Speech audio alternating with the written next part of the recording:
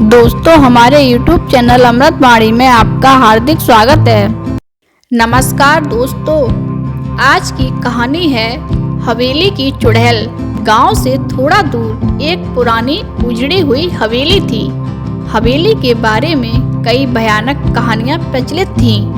कहते थे कि वहां रात के समय एक चुड़ैल घूमती है जिसकी लाल चमकती आंखें और उलझे बालों को जिसने भी देखा या तो वह पागल हो गया या फिर गायब हो गया।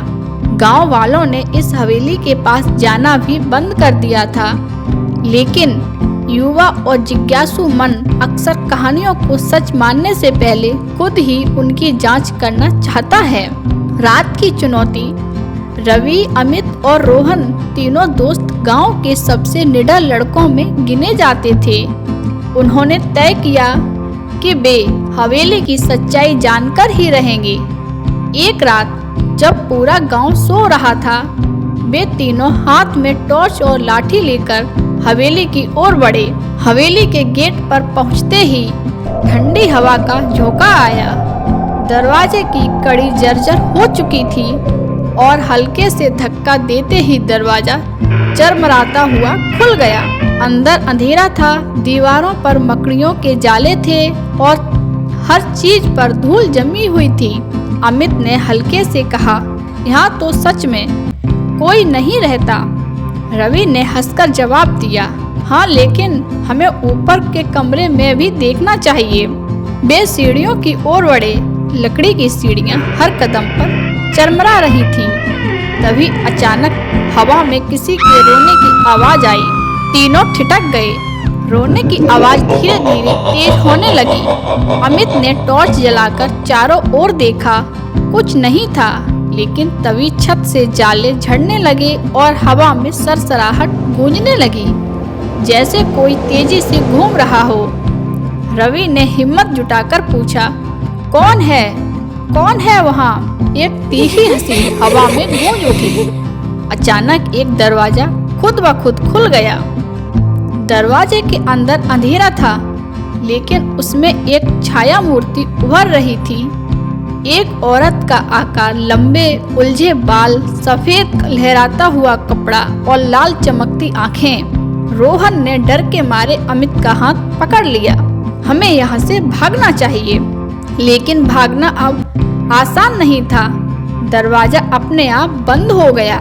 हवेली के अंदर हवा तेजी से चलने लगी, जैसे किसी अदृश्य शक्ति ने सबको घेर लिया हो। चुड़ैल धीरे धीरे उनकी ओर बढ़ रही थी।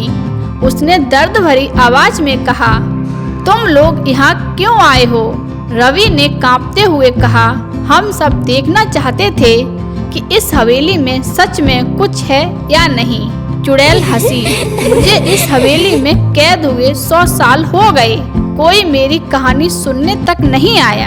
अमित ने हिम्मत जुटाकर पूछा, क्या हुआ था आपके साथ? चुड़ैल ने एक लंबी सांस ली। मेरा नाम सुरभि था। मैं इस हवेली के मालिक की बेटी थी, लेकिन मेरे सौतेले भाई ने मुझे इस हवेली में जिंदा दफना दिया। जब तक किसी ने मेरी मदद की, तब तक मेरी आत्मा इस हवेली में बंध चुकी थी। चुड़ैल की आवाज में इतना दर्द था। मैं उन लोगों को डराती हूँ जो इस हवेली को मेरा मानने से इनकार करते हैं। रोहन कांपते हुए बोला, क्या हम आपकी कोई मदद कर सकते हैं? चुड़ैल की लाल आंखों में अचानक नरमी आ गई। अगर तुम मेरी कब्र में से मेरी हड्डियां निकालकर नदी में बहा दोगे, तो मैं इस श्राप से मुक्त हो जाऊंगी। आत्मा की मुक्ति। तीनों दोस्तों ने हिम्मत जुटाई और हवेली के पिछले हिस्से में गए। वहां एक पुरानी ईंटों से बनी दीवार थी, जिसमें पीछे सुरभि की कब्र थी। उन्होंने कब्र को थोड़ा खोदा। वहां एक कंकाल पड़ा था।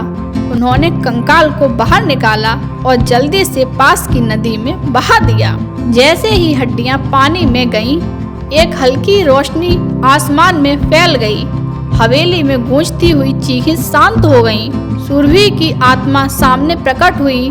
उसने मुस्कुराकर कहा, तुमने मुझे मुक्त कर दिया, धन्यवाद। इतना कहकर वह रोशनी समा गई और हवेली से शांत हो गई। अगले दिन गांव वालों ने सुना कि हवेली पूरी तरह सामान्य हो चुकी थी। कोई चीख, कोई परछाई, कोई डरावनी आहट, कुछ नहीं बचा था।